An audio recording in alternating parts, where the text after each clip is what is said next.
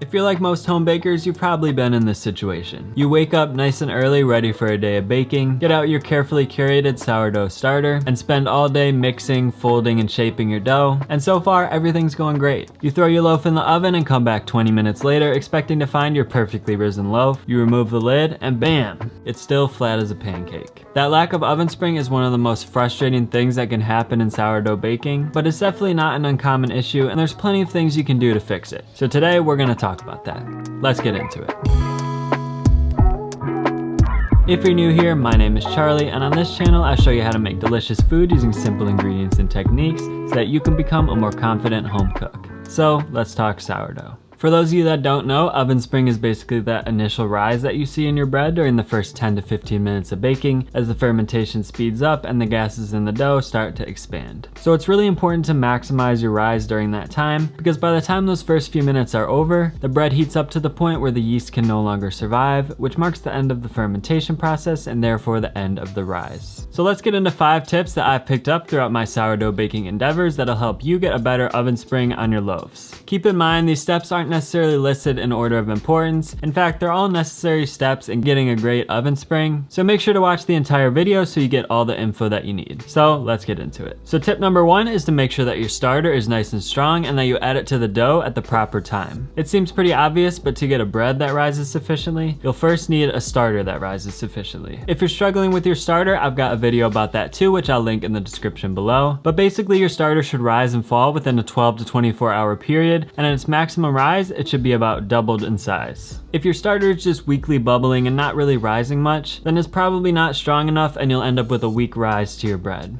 The starter is the foundation of your entire loaf, so it's really important to build up that strength. But once you've built up a strong starter, the next factor you need to pay attention to is the timing. The best time to mix your starter into your dough is when it's achieved its maximum rise and is just starting to fall, because that's when the yeast activity is going to be at its maximum. So like I said, the starter should be at least doubled in size at that point, and it should also pass the float test, which indicates that it's nice and aerated. For me, this usually happens about 12 hours after I mix my levain, but your timing will depend on your particular environment and the feeding ratios that you're using. So now let's move on to tip number 2, which is the shaping. Proper shaping is crucial for developing tension on the dough's outer surface, which will help the loaf rise up rather than spreading out. So learning to shape a high hydration dough like sourdough does take a bit of practice, but there's a few things you can do to make it a little bit easier. The first is just making sure that you have a nice large work surface with plenty of space, and that you're using the proper technique, scraping the dough from the side as you rotate it 90 degrees and scrape it back toward yourself. And the next factor is proper use of flour. So you want to make sure that the top of the loaf is sufficiently floured, and you can also feel free to flour your hands and your bench scraper as necessary to make sure they don't stick, but you want to leave your actual work surface and the bottom of the loaf as unfloured as possible so that it can pick up traction as you scrape it along your surface. And then the last factor is to make sure not to overshape the dough. You may think that the tighter you shape the loaf, the better it's going to end up, but it is actually possible to shape it too tightly, which will cause the surface to tear. Here you can see a loaf that I totally overshaped right next to a well-shaped loaf, and it's easy to see that the overshaped loaf completely lost its structure. So really just a few good turns to develop some tension is all you need. You can refer to my complete sourdough bread baking tutorial, which I've also linked below, for a more in-depth walkthrough on shaping, but those are the most common issues that I've encountered. Now this leads us into tip number 3, which is to make sure not to over ferment your dough. And this is the biggest mistake that I made when I first got into sourdough, but once I figured it out, it made all of the difference in my loaves. Over fermentation basically just happens when your bulk rise phase is too long, and it causes your dough to become really wet and sticky and prevents it from holding its shape properly. So not only is an over fermented dough really hard to work with, but it also won't rise properly in the oven because the yeast activity has already peaked too early and started to decline again by the time you throw the bread in the oven. I know it's tempting to extend the bulk rise phase as you see your dough getting softer and airier, but you really just want to let it go until you start to see some bubbles forming and the dough has grown in size by about 20 to 30%. So if you're currently doing a 4-hour bulk rise phase, for example, maybe try reducing it to about 2.5 or 3 hours, and I think you'd be surprised by how big of a difference that can actually make. Now moving on to tip number 4,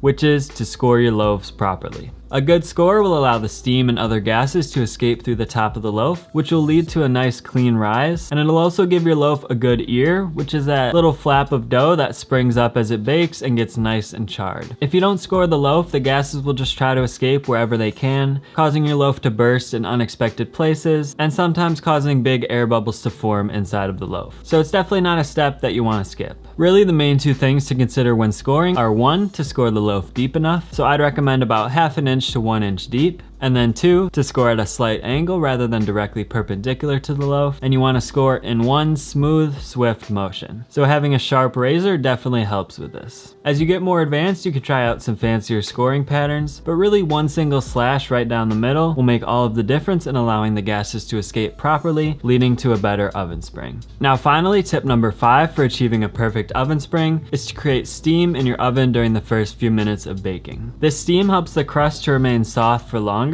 so the loaf can rise freely at the beginning of the baking process. Commercial bakeries use special ovens that can actually inject steam inside during the first few minutes of baking, but since most of us don't have access to those, the easiest way to duplicate this effect at home is just to bake your bread inside of a Dutch oven. So as the bread starts to bake and releases steam, that steam gets trapped within the Dutch oven, creating that humid environment that we're looking for. Then after about 20 minutes of baking, we can remove the lid from the Dutch oven, which allows the crust to get nice and browned and crispy.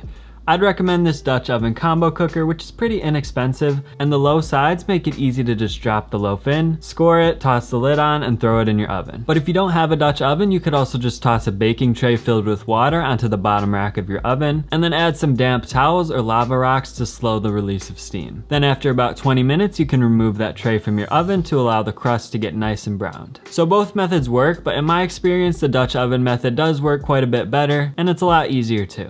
So I hope this video helped you out, and remember, for a full walkthrough on my favorite sourdough baking recipe, be sure to click the video in the bottom right corner of the screen. So there you go. I'll see you all in the next one.